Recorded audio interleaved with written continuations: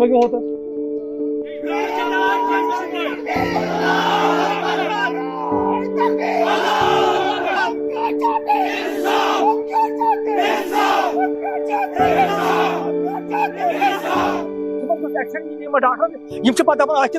अक्सर गसान पे वायरस है यह वायरस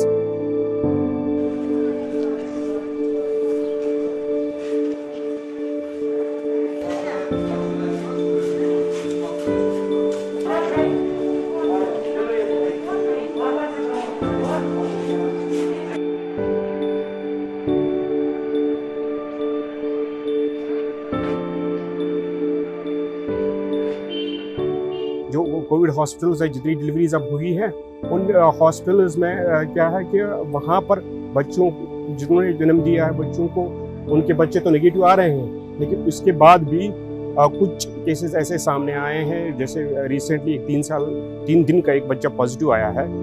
डिलीवरी के 3 दिन के बाद उसके रिजल्ट से वो पॉजिटिव आए हैं। और ये अवॉइड हो सकता था कि अगर स्टेट गवर्नमेंट ने इनके लिए सेपरेट फैसिलिटीज रखी होती।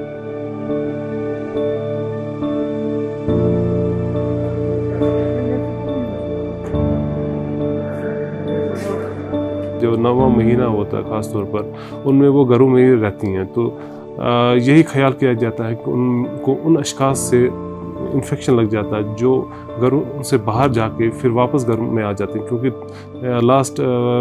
2-3 हफ्ते में प्रेग्नेंट लेडी यूजुअली घर से बाहर नहीं जाती है।